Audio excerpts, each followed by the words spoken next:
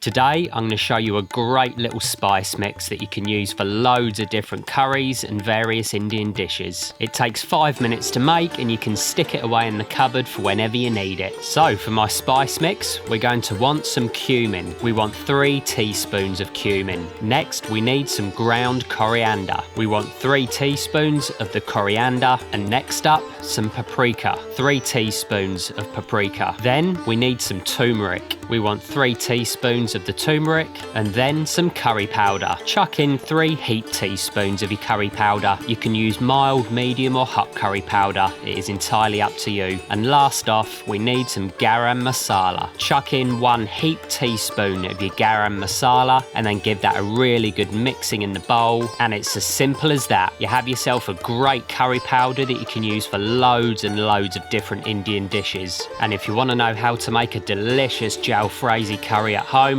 one of my favourites, click on the video above. See you next time.